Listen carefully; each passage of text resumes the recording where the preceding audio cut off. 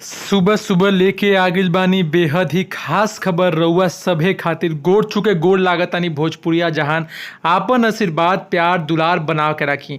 भैया हो, आज के खबर बेहद खास बा, वीडियो के मिस मत करब। काजल जी के मिलल बा बहुत बड़ा मौका, बताए वाला बानी खबर में, पूरा वीडियो के लास्ट तक रउआ सभे जरूर देखी जा। पलक झपकते भोजपुरी के सारा खबर पहुंच जाई रउआ तक। राउर आपन चैनल भोजपुरी स्टार ट्यूब अगर देखो तानी तो सोची मौत, जाके कर दी सब्सक्राइब, घंटा के आइकन के दू हाली जरूर दबा देव। सब खबर फ्री में पहुंची रउआ तक। भैया हो, सोची पवन सिंह पहुंच गईले लंदन। भोजपुरी हमार माई हमार बहिन भोजपुरी चल गई लंदन। जी हाँ भैया, लंदन में झंडा गाड़े खातिर। तो राउर बेटा पवन सिंह, राउर भाई पवन सिंह खातिर लाइक के बटन पे लाइक दबाई जाए यही बात खातिर, और कमेंट में लिखी जा पवन सिंह लंदन। हम देखल चाहतनी के पवन सिंह जी के लंदन गईला से खुश बाटे। तो चली भैया खबर पे रुक कइल जाओ। आज हम ये वीडियो में बताए वाला बानी कि काजल राघवानी के मिलल बा बहुत बड़ा मौका।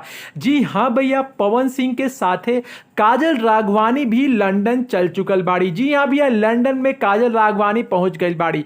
जी हाँ भैया, एकदम रउआ सभी ठीक सुनतानी। काजल राघवानी के मिलल बा बहुत बड़ा मौका।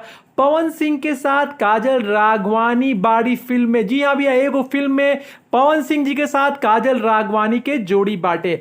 रउआ सभी के बता दी, पहले भी काजल के साथ 2 से 3 गो बहुत बड़ा हिट फिल्म काजल दे चुकल बाड़ी। एगो रहे हुकूमत, रउआ सभी याद करी, जेकरा में गाना रहे कि देहिया जवान भइल बनौले भगवान हो बड़ी ताजा हो, ये एगो फिल्म रहे। ओकरा बाद में भैया मैंने उनको सजन चुन लिया। जी हाँ भैया, एक से बढ़ के एक गाना, एक से बढ़ के एक गाना रहे वो फिल्म में, और वो फिल्म उस साल के सबसे बड़ा ब्लॉकबस्टर बना रहे।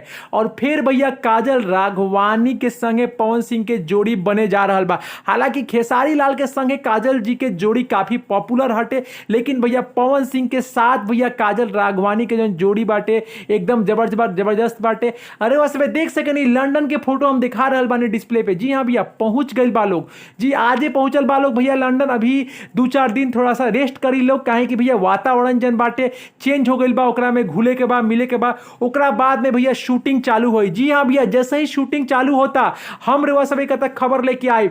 जी हाँ भैया, अगर अक्षरा जी रहती इस जगह पे तो और सोना पे सुहागा रहित, लेकिन का करी जा, जन भगवान के मंजूर नहीं खे। लेकिन जो भी हो, बहुत मजा आए वाला बाटे। दबा के शेयर करी, वीडियो के लाइक करी, कुछ कमेंट करी। भोजपुरी स्टार ट्यूब से अविनाश के रिपोर्टिंग, दिल्ली।